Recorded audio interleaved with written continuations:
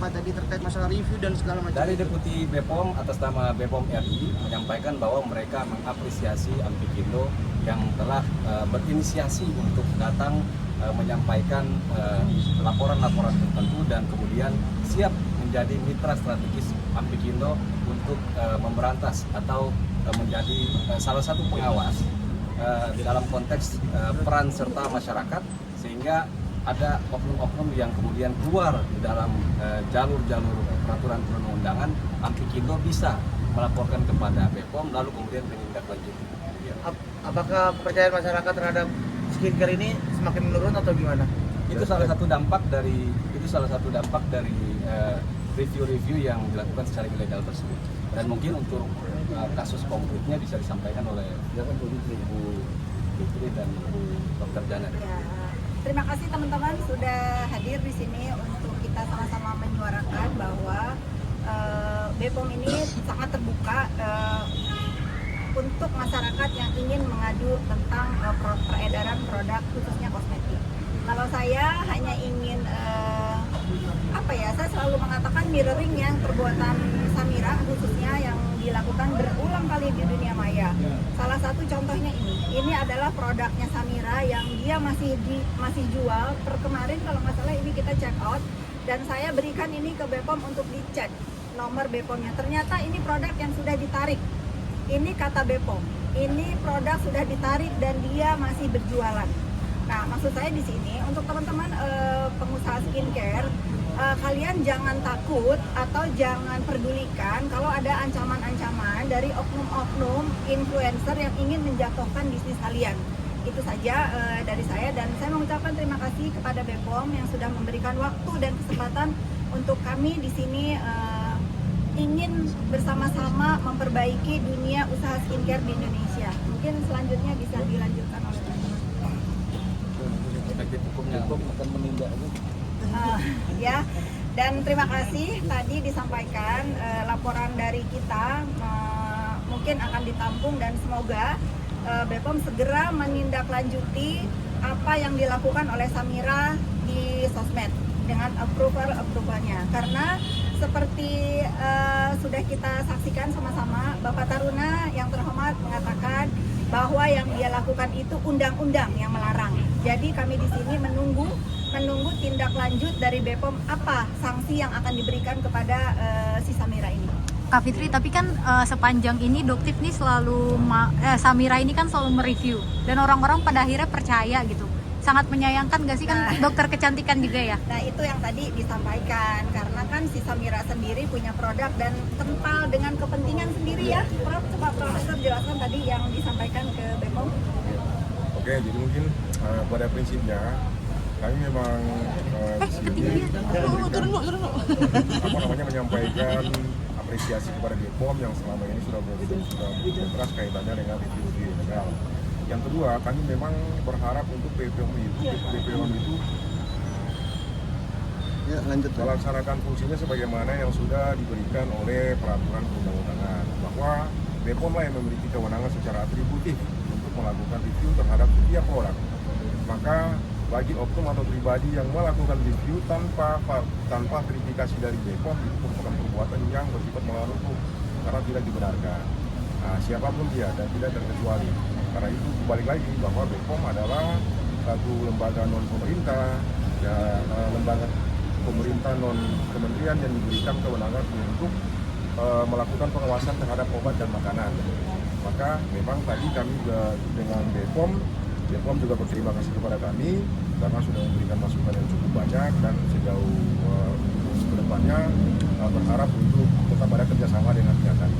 Berarti bisa dibilang di balik dia mereview secara pribadi ini ada kepentingan ya di dalamnya, itu kayak kepentingan pribadinya yang ada tujuannya itu untuk kepentingan pribadi gitu. Oke, kalau kita merefer pada apa yang sebelumnya pernah disampaikan oleh Prof. Taruna, disinyalir kan ada dua motif. Satu kaitannya dengan ekonomi, yang kedua popularitas. Berarti terjadi konflik of interest di sana, ada konflik kepentingan. Ada juga berpotensi untuk kemudian terjadi yang namanya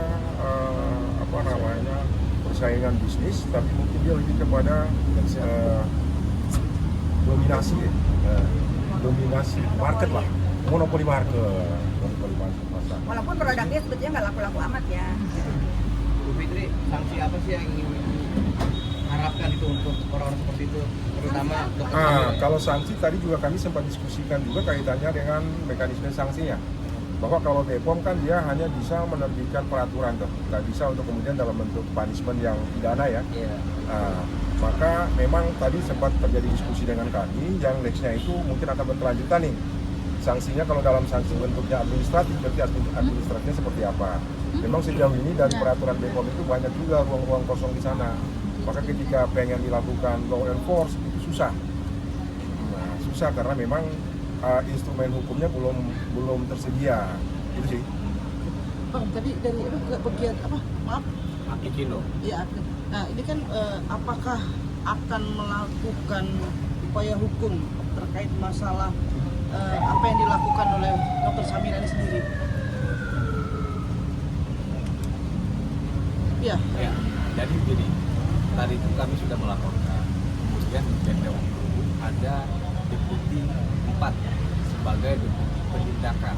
Di dalamnya ada salah satu kamar yang berkaitan dengan cybercrime, kemudian termasuk diantaranya penyidikan terhadap dugaan tindak pidana. Nah, oleh sebab itu, laporan kami itu akan dilakukan proses sesuai dengan kewenangan BPOM. Demikian. Berarti akan ditindaklanjuti secara hukum nantinya. Tindak dilanjut. Ya, gitu. Kalau kedepannya masih ada yang mereview secara pribadi dengan untuk keuntungan pribadi juga, Ya coba-coba aja ya, kan kita sudah ada di sini nih dan undang-undang yang melarang ya, kita challenge BPOM juga kalau ada lagi perbuatan berulang yang mereview ya, kita lihat aja apa tindakan dari BPOM. Kan tadi Bapak Deputi juga bilang bagus tanggapannya dan beliau tidak mau omon-omon.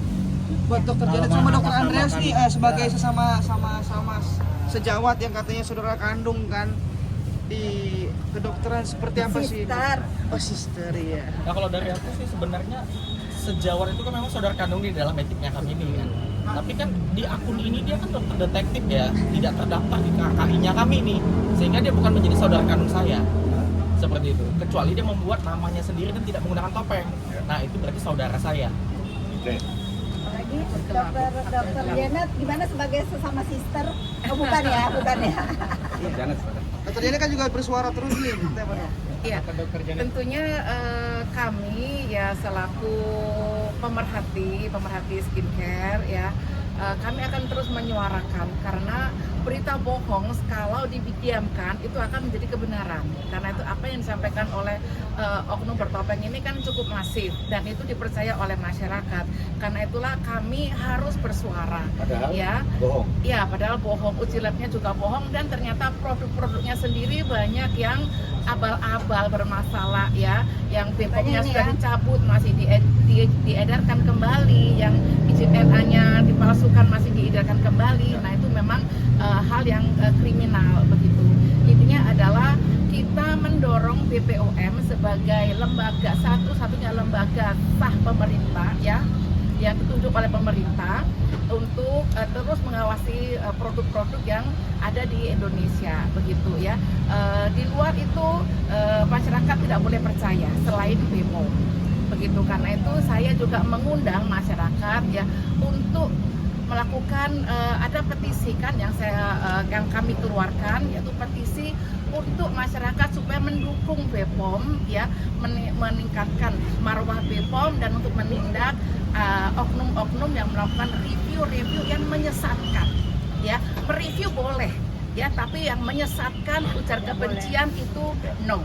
Penegasan aja ini baru atau ini produk yang masih diedarkan oleh si Samira ya, ini produk yang di check out oleh teman-teman saya dan dibawa hari ini ke BPOM. itu jenisnya Ternyata apa? izinnya sudah dicabut, artinya ini produk ilegal dan nggak boleh dibeli. Baiknya di apa? Dibuang. Ya, nggak boleh dibeli ya. dan itu baru ya, belum lama. Baru di check out ya. Oke. Oke. Oke.